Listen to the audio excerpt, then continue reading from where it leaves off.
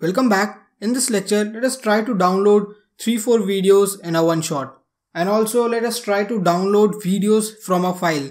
So suppose I have a txt file and I want to download all the videos that are available inside this file. So we will be using file handler. Now think of a method that how we can download multiple videos in a single shot. The first thing we can do is we can create a list in which we can add video links, then loop inside that list. This is the right method that currently I have in my mind. Let us now try and see what we can do. So here let me create a list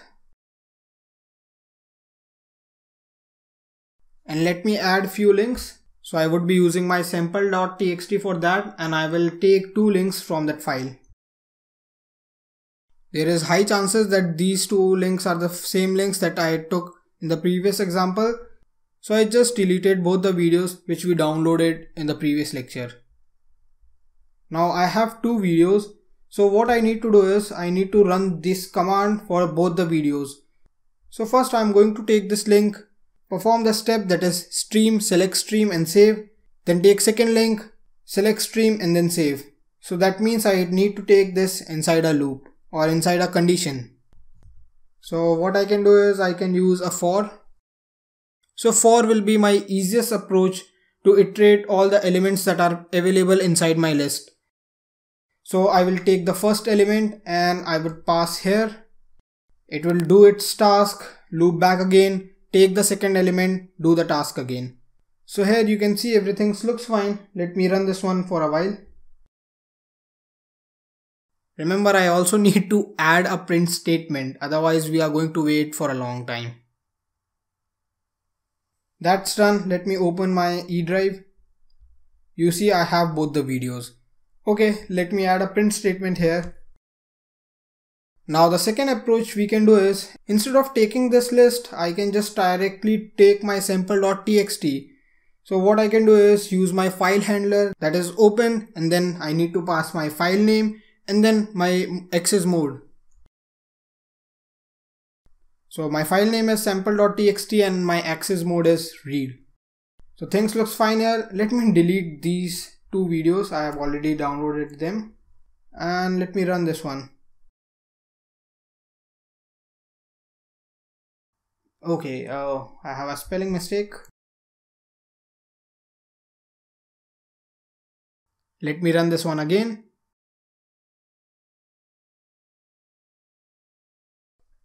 Now we have our sample.txt and we are using our access mode, that is R.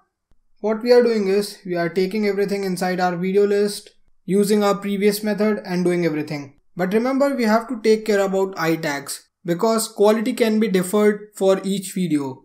For example, if I take this sample video, this video can be available for 480p, for 720p. But if I take a second video, this video might not be available for 720p. If I take 2 more videos, maybe these both are not available for 360p or 720p, so I tags will be different.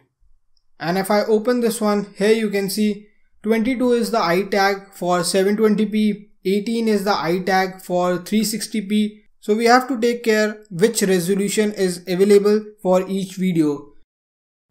So here, since I don't know about the I tags for both these videos, I can actually print I tag for both of them. Or what I can do is I can use a first. That means I can add a method called first. With the help of this will take highest resolution available for that video. Now let me run this one. So our first video is downloaded. Let me open my folder. You can see I have a new video and I also get my 4th video. So these 2 I downloaded earlier and these 2 are downloaded now. So this is working fine. I should add a try and except block because this line usually give errors if I was trying to access a specific I tag. So here, if I remove this one and if I try to run my code again, I have a high chance to get an error because there are chances that both the videos are not available for I tag 22. Here you can see I got an error called none type and it is for line number 8. So if I go here, you can see I got an error while downloading. Means I took this and I got a none object because there was no iTag22 and I got an error. So I should add a try block here and all these code inside that, and then I should add an except block called this process failed.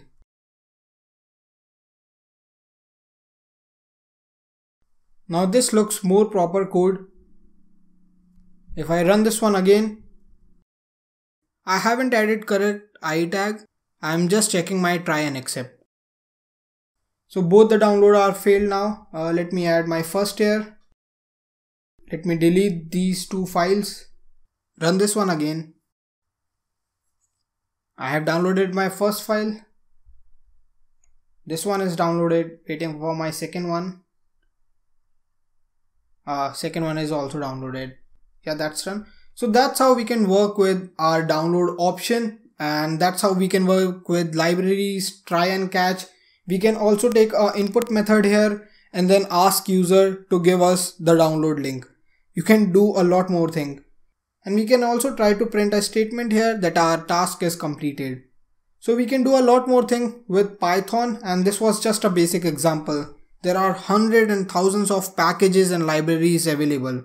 So you can see we can automate a lot more tasks. All you have to do is just pass your links and you can just download them into one click. It was quite popular few years back when there was slow internet connectivity, and people used to run this script when they get free public Wi-Fi or when they have good internet connectivity. So that's how these automation is done. I hope this lecture was helpful. See you in the next one.